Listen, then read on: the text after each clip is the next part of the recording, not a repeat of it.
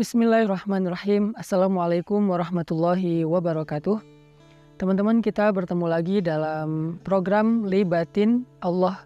Dan di episode kali ini, saya ingin membahas tadabbur dari 2 ayat Al-Quran di dalam surat yang berbeda, tetapi dia nyambung karena kisahnya sama, yaitu kisah perjalanan hidup Nabi Musa alaihissalam. Di dalam surat Thaha ayat 46, Allah Subhanahu wa taala berfirman, A'udzu billahi minasyaitonir rajim.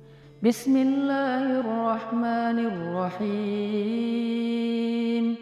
Qala la takhafa innani ma'akuma asma'u wa ara. Allah Subhanahu wa taala berfirman kepada Musa dan Harun, wahai Musa dan Harun, la takhafa, janganlah kalian takut berdua.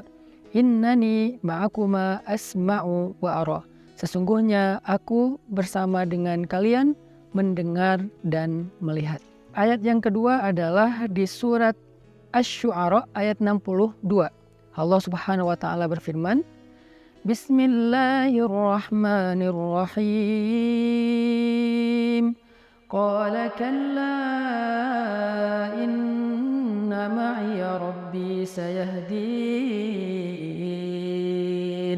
Musa berkata, sekali-kali tidak, sesungguhnya bersamaku ada Rabbku yang akan memberikan jalan kepadaku. 2 ayat ini tuh sebetulnya memberi kita sebuah nasihat tentang bagaimana cara kita melibatkan Allah dalam urusan hidup kita, bahkan sejak awal sampai akhir. Jadi bukan hanya melibatkan Allah di awal aja, atau melibatkan Allah di akhir ketika udah mentok.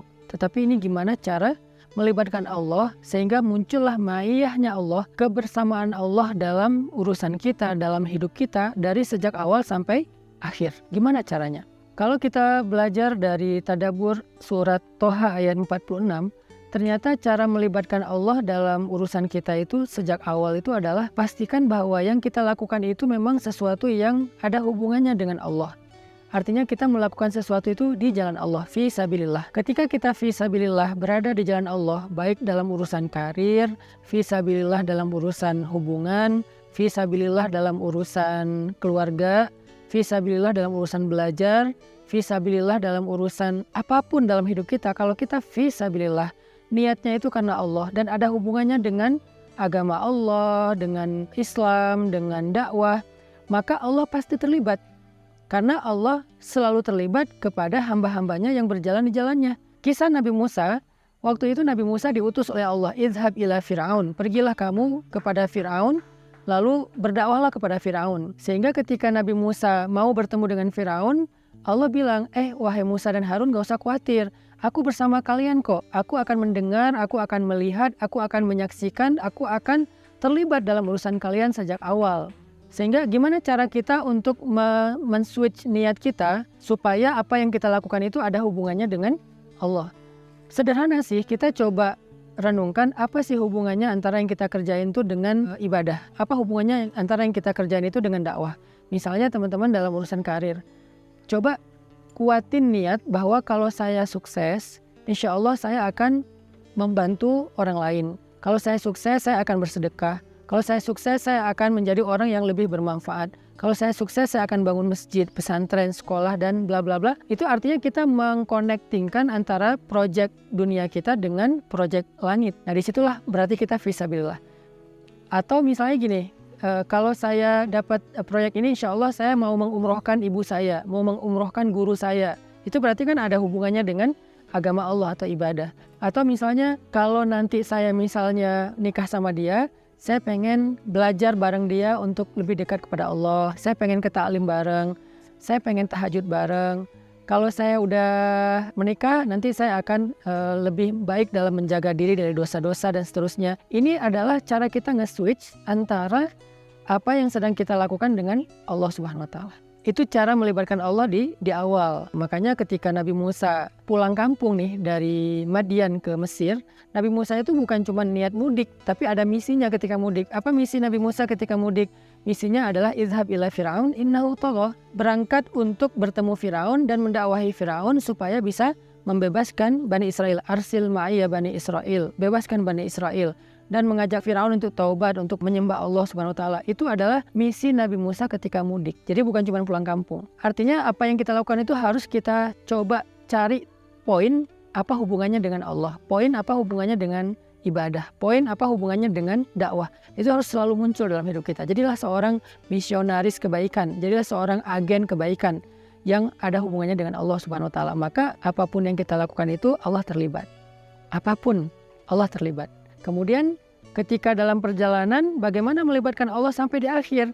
Belajar dari surah Asy-Syu'ara tadi, yaitu kalla inna ma'iya rabbi sayahdin. Ketika pengikut Musa bilang, ya Musa, kita ini celaka, kita akan ketangkap sama Firaun, kita akan dibunuh sama Firaun, kita udah mentok, di depan kita laut, di belakang kita tentara. Nabi Musa bilang kepada kaumnya supaya mereka tidak berputus asa dari ma'iyah atau kebersamaan Allah. Kata Nabi Musa, kalla, enggak seperti yang kalian anggap bahwa Allah enggak terlibat, kita sendiri, kita ditinggalkan, kita bakal dibunuh, kita bakal disakiti sama tentara Firaun.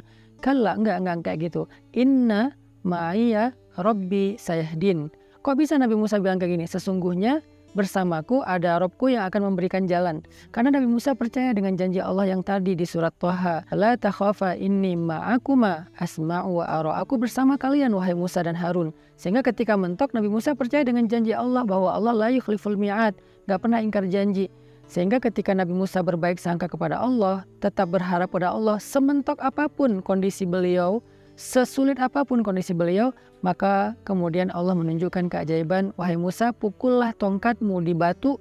Ketika dipukul akhirnya batu karang itu membuat laut terbelah, dan Allah yahdin, memberi jalan kepada Nabi Musa dan pengikutnya, atau memberi arah kepada Nabi Musa dan pengikutnya untuk mereka menyeberang.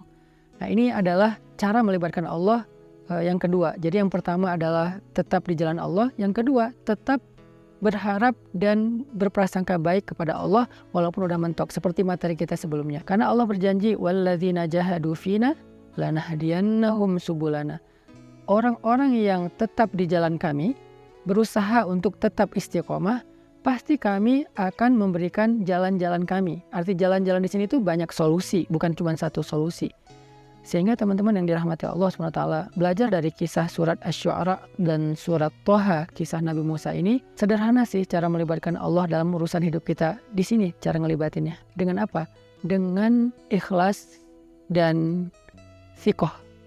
Dengan ikhlas di awal dan tetap sikoh sampai akhir. Sikoh di sini artinya tetap yakin dan percaya kepada Allah sampai akhir. Nggak pernah berputus asa, nggak pernah berburuk sangka, nggak pernah mengeluh sampai akhirnya meragukan kebesaran Allah. Enggak.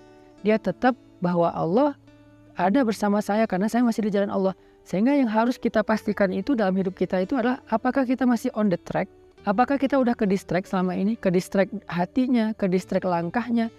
Yang harus kita pastikan bahwa kita masih di sini, kita masih di jalan Allah. Sehingga apapun masalah yang kita hadapin, kalau masih di jalan Allah, ya udah santai aja, ada Allah kok yang membersamai kita, dan Allah Maha Kuasa untuk membuka jalan-jalan keluar untuk kita. Nah, mudah-mudahan ini bisa menjadi materi lanjutan dari libatin Allah yang kemarin. Kalau mentok kayak gimana, bahkan kali ini kita membahas dari sejak awal seperti apa.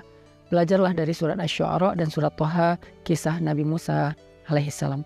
Barakallahu fikum.